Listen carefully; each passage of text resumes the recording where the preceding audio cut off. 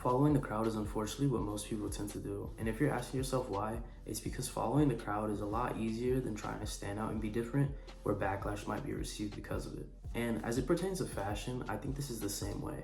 Of course, when you're first starting out, you're not really gonna be so jarring and contrasting to where people are like pinpointing exactly that, oh, this is his unique style. Like at the beginning, you're really just gonna be, branching off of ideas you're seeing online or whatever media you're consuming, but it will get to a point where everything that you're wearing is like specifically resembling yourself. Now, do most people ever accomplish this of being uniquely them as an individual? I honestly think no.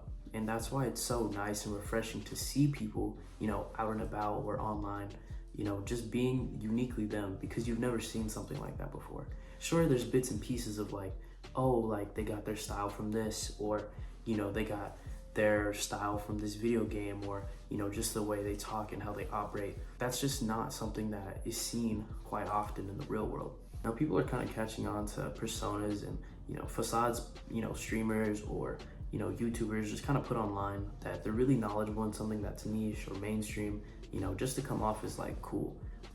But in turn, it just kind of makes you lame because you're going through the process and all this work of, trying to seem like you really know something when you don't, when you could just say, I don't know, and then learn about it and then come back at a later time and be like, oh, like now you actually know it.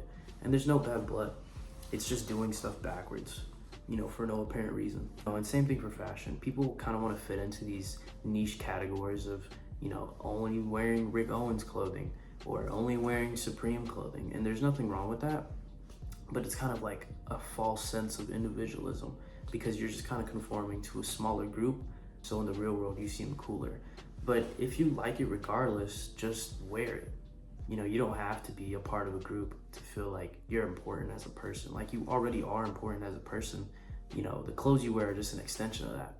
And that's really what it's all about, finding that sense of security within yourself, to put on what you like and go out there and be individualistic, be, who you want to be, and it's bigger than fashion. It's just like one way to really express yourself, because you wear clothes every day. But I hope y'all enjoyed that video, and if y'all want to see more content like this, go ahead and subscribe, like, all that good stuff, and I'll see y'all in the next one.